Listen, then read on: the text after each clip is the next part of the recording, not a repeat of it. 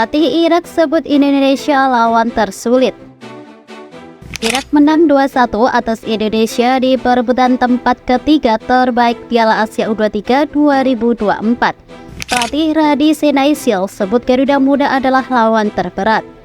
Radi Senaisil puas dengan kemenangan timnya, namun Radi turut angkat topi buat timnas Indonesia U23 yang disebutnya sebagai lawan terberat di Piala Asia U23 ini. Pertandingan paling sulit adalah melawan Indonesia, khususnya di 15 menit terakhir. Sebab itu adalah pertaruhan untuk mendapat tiket ke Olimpiade. Tadi adalah pertandingan yang tidak mudah, laga yang sangat menarik. Jelasnya seperti dilansir dari situs resmi AFC. Riuh netizen bahas Marcelino atas penampilannya.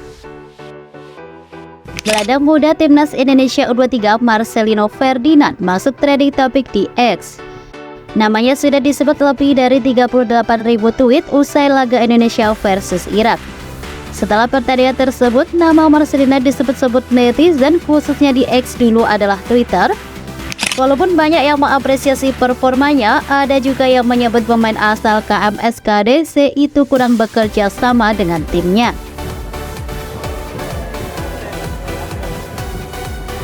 Erick Thohir, Bismillah, ayo kalahkan Guinea. Ketua Umum PSSI Erick Thohir memberikan motivasi kepada skuad timnas Indonesia U23 usai dikalahkan Irak U23 dengan skor 1-2 dalam partai perebutan tempat ketiga Piala Asia U23 2024.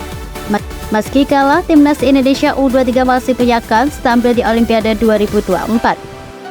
Rizky Ridho dan kawan-kawan harus mengandaskan Guinea pada partai playoff. Oleh karena itulah, melalui jejaring sosial Instagram, Ketua Umum PSSI Erick Thohir tetap memancarkan optimisme bahwa timnas Indonesia U23 akan tetap lolos ke Olimpiade. Peluang kita untuk bisa tampil di Olimpiade masih terbuka. Kita harus berjuang di pertandingan melawan Guinea. Bismillah, ujar Erick. Erick Thohir turut memastikan perjuangan Garuda Muda di pentas Piala Asia U23 2024 tetap membanggakan meski dua laga terakhir selalu kalah dari Uzbekistan dan Irak. Pencapaian Garuda Muda di Piala Asia U23 begitu luar biasa, tampil sebagai tim debutan tapi mampu menjadi salah satu dari 4 tim terbaik di turnamen ini, ungkap ex-presiden Inter Milan ini. Sintayong buka suara soal peluang panggil Bagot. Sintayong buka suara soal peluang memanggil Elkan Bagot untuk laga timnas Indonesia U23 versus timnas Guinea U23 di playoff Olimpiade Paris 2024 pada Jumat 10 Mei 2024. Ia mengatakan belum mau berbicara soal pemanggilan pemain lain, termasuk Elkan Bagot, berhubung timnya baru saja mengalami kekalahan. Timnas Indonesia U23 baru saja mengalami kekalahan 1-2 dari timnas Irak U23 di perebutan posisi 3 Piala Asia U23 2024. Demi menang atas Guinea U23, timnas Indonesia U23 tentu membutuhkan pemain tambahan. Elkan Bagot sejatinya dapat ditambahkan untuk memperkuat skuad. Terlebih, Elkan Bagot tak lagi memiliki agenda bersama Bristol Rovers, klub yang meminjamnya dari Ipswich Town. Ini bukan waktu yang tepat untuk menyebutkannya soal kans Elkan Bagot masuk skuad, kata Sintayong dalam konferensi pers pasca laga. Pelatih asal Korea Selatan itu mengaku belum yakin sepenuhnya Elkan Bagot dapat memperkuat timnas Indonesia U23 melawan Guinea. Karena itu ia harus melihat berbagai hal lebih dahulu ke depan sebelum membuat keputusan.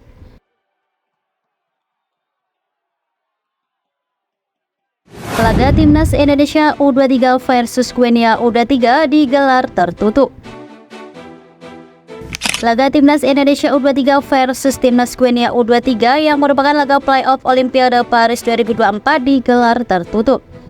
Kabar itu disampaikan laman Federasi Sepak Bola Guinea berdasarkan informasi yang disampaikan oleh FIFA.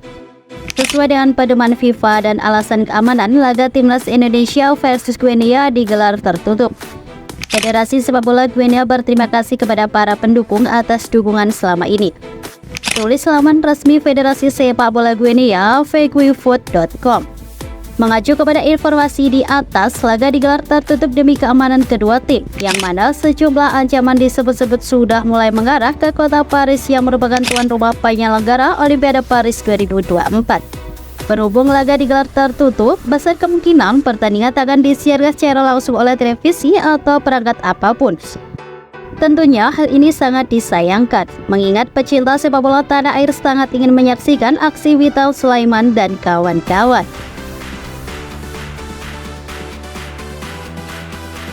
Takut dari Irak, pelatih Persik ungkap sebabnya. Timnas Indonesia U23 kalah melawan Irak dalam laga perebutan juara 3 Piala Asia U23 2024.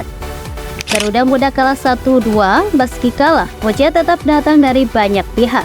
Salah satunya adalah dari pelatih Persib Bandung, Bojan Hodak. Timnas Indonesia U23 sudah bermain sangat bagus kemarin. Pada babak pertama, mereka bermain dengan bagus, tetapi kalian tahu kondisinya. Mereka memainkan 4-5 pertandingan berturut-turut dalam jeda waktu yang singkat. Jadi ini lebih kepada mentalitas dan mereka terasa sangat kelelahan, kata Bojan. Gagal jadi juara 3, Timnas Indonesia U23 masih punya harapan untuk lolos ke Olimpiade 2024. Kesempatan terakhir itu adalah laga playoff melawan Guinea U23. Mereka memiliki waktu selama 1 pekan untuk pemulihan dan mereka akan bertolak ke Paris, yang mana cuacanya itu berbeda. Mereka harus beradaptasi dan mentalitas mereka harus dipersiapkan untuk pertandingan melawan Guinea nanti, ujar Bojan.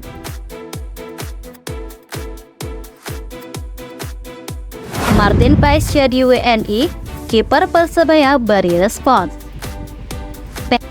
PSSI tak henti mendongkrak kekuatan Timnas Indonesia. Langkah teranyarnya adalah dengan memberi status WNI kepada Martin Paes. Penjaga gawang berusia 25 tahun itu resmi berpaspor Indonesia setelah mengambil sumpah di Jakarta pada hari Selasa 30 Mei 2024. Martin Paes memiliki nenek yang lahir di Pare, Kediri, Jawa Timur pada 20 Maret 1940. Bergabungnya kiper klub MLS FC Dallas membuat persaingan di bawah mister gawang Timnas Indonesia makin kompetitif.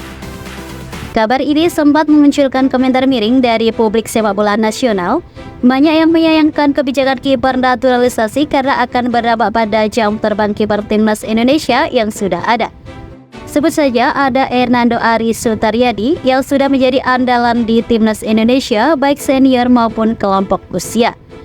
Namun, rekan setim Hernando di Persebaya Surabaya, Andika Ramadhani, memiliki pandangan lain. Dengan statusnya sebagai kiper tim Bajul Ijo, Andika justru melihat ada hal positif dari naturalisasi Martin Paes. Saya pribadi, kalau memang itu menjadi salah satu yang terbaik untuk Timnas Indonesia, kami sebagai masyarakat Indonesia mendukung 100% apa yang dilakukan tim PSSI atau Timnas Indonesia.